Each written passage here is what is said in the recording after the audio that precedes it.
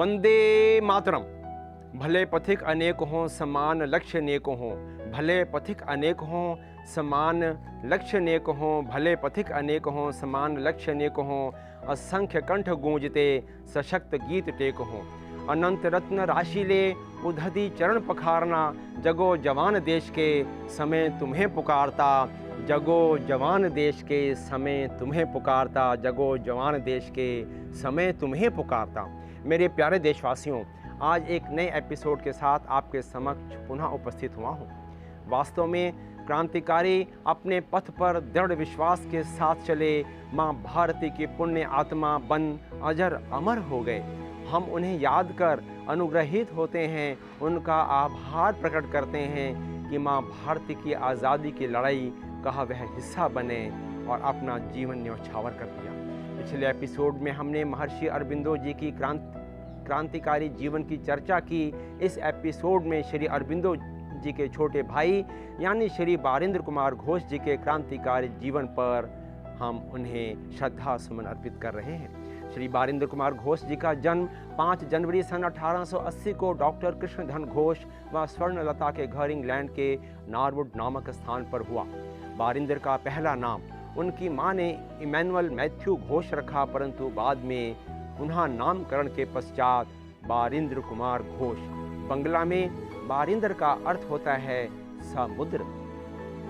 बारिंद्र कुमार घोष जन्य सामान में बारिन घोष से ही प्रसिद्ध थे। बारिंद्र का लालन पालन उनके नाना झारखंड राज्य के देवघर शहर में राज नारायण बोस जी के घर हुआ। यद्यपि वह एक धनाढ्य पिता की संतान थे, परंतु कभी भी उन्होंने वित्तीय संबंधित मना स्थिति को किसी से उजागर नहीं किया। वह सारंगी बजाते, कविता लिखते, वह एक उत्कृष्ट लेखक भी थे। बारिंद्र कुमार घोष क्रांतिकारी विचारों वाले व्यक्ति जो माँ भारती की आज़ादी के लिए निरंतर चिंतन मनन किया करते रहते थे। बारिंद्र पटना में रहने लगे और बी घोष नाम से एक चाय की दुकान खोली, जिससे वह अपनी आवश्यकताएं पूरी करते। परंतु सन 1902 में पटना में प्लेग की महामारी के कारण चाय की दुकान बंद कर बड़ौदा अपने बड़े भाई श्री अरबिंदो जी के पास रहने लगे। अब दोनों भाइयों का संपर्क बंगाल के क्रांतिकारियों से हो चुका था। वह भविष्य की योजनाएं भी अब बनने लगी थीं। बारिंद्र घोष के जीवन को संवारने व क्रांतिकारियों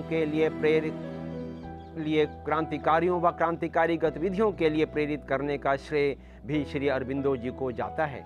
लगभग 1907 में श्री अरबिंदो बंगाल के जाधवपुर के नेशनल कॉलेज में प्रधानाचार्य के पद पर आसीन हुए, तो श्री बारिंद्र कुमार जी भी बंगाल आकर क्रांतिकारियों से संपर्क कर रणनीति बनाने लगे। बंगाल, आसाम, उड़ीसा का भ्रमण किया। युगांतर क्रांतिकारी संगठन की नई शाखाओं को भी खोला। सन 1902-1903 में क्रांतिकारियों के लिए फ्रांस से रिवॉल्वर खरीदने के प्रयास भी किए। बारिंद्र कुमार घोष क्रांतिकारी गतिविधियों में इतने रच बस गए थे कि जिस गति से वह आगे बढ़ रहे थे, उनका यह अनुमान था कि बस अगले 10 वर्षों तक तो हम भारत को आज़ाद करा लेंगे, हमारा भारत आज़ाद हो जाएगा। मात्र 50 रुपए की पूंजी से उन्होंने क्रांतिकारी युगांतर बंगला समाचार पत्र प्रारंभ किया, जिसमें अविनाश भट्टाचार्य एवं भूपेंद्र नाथ दत्त उनके सहयोगी बने। परंतु अलीपुर बम केस में 38 अभियुक्तों में से एक बारिंद्र कुमार घोष भी थे, जिन्हें कोलकाता के मानिकटोला गार्डन से अन्य साथियों के साथ बंदी बनाया गया। बारिंद्र कुमार घोष ने पुलिस को जो बयान दिया, वह बयान ही उनकी निडरता, आत्मविश्वास व देश के प्रति समर्पण भाव को दर्शाता है। उन्होंने कहा कि मैं पिछले 2 वर्षों से भारत की स्वतंत्रता के लिए संघर्षरत हूँ। इसके लिए मैंने पूरे बंगाल का भ्रमण किया, आसाम, उड़ीसा का भ्रमण किया और मैं इस निष्कर्ष पर पहुंचा कि केवल राजनीतिक प्रचार से ही काम पूरा होने वाला नहीं है। मैंने कुछ समान विचारों वाले क्रांतिकारी लोगों को एकत्र किया, परंतु दुर्भाग्यवश वह सभी बंदी बना लिए गए। मैंने क्रांति ज्वाला को निरंतर गति देने के लिए अपने मित्र अविनाश भट्टाचार्य व श्री भूपेंद्र नाथ दत्त को साथ लेकर जुगांतर समाचार पत्र के लिए कार्य किया।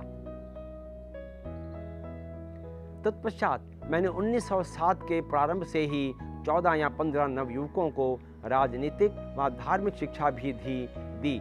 हमने हमेशा क्रांति की बात सोची और उस पर काम किया। इसी क्रम में हमने 11 रिवॉल्वर, 4 राइफल और 1 बंदूक भी खरीदी।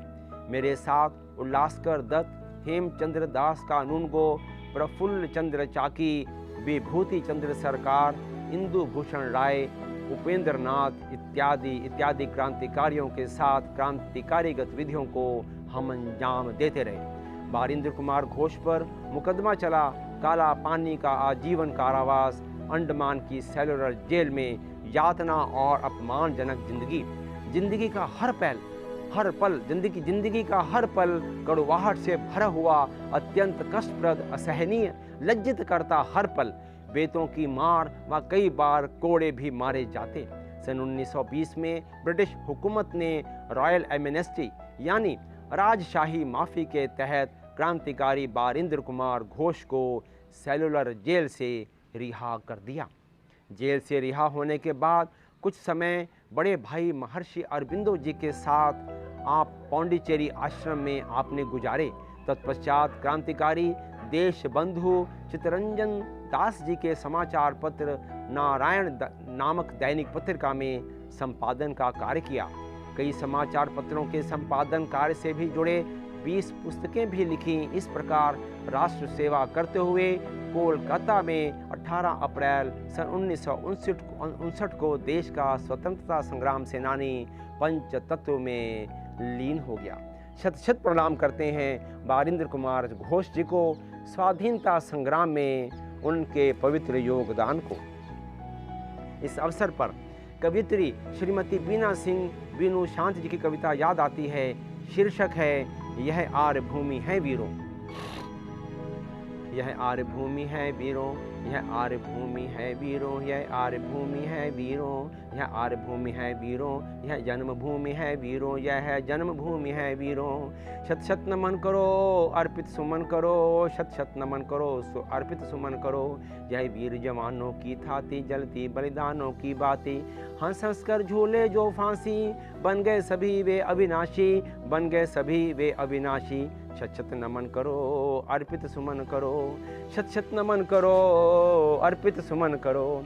यह प्रताप की धरा सुहावन, यह प्रताप की धरा सुहावन, वीर शिवा की धरती पावन, वीर भक्त नेता सुभाष के रक्त यहाँ बरसे बन सावन। शत शत नमन करो, शत शत नमन करो अर्पित सुमन करो, अर्पित सुमन करो। प्रथम ज्ञान की यही ज्योति है, यहीं अवतरित हुए विधाता, प्रथम ज्ञान की यही ज्योति है, यहीं अवतरित हुए विधाता। क्षितिजल पावक गगन पवन से हर प्राणी का जीवन नाता। शत शत नमन करो, शत शत नमन करो अर्पित सुमन करो, शत शत नमन करो अर्पित सुमन करो, शत शत नमन करो अर्पित सुमन करो, अर्पित सुमन करो, अर्पित सुमन करो। मेरे प्यारे देशवासियों, में आशा करता हूँ आपको मेरा यह एपिसोड अवश्य पसंद आया होगा। कृपया इसे लाइक करें, शेयर करें, सब्सक्राइब करें और इस इतिहास को जन जन तक पहुँचाएं। जय हिंद।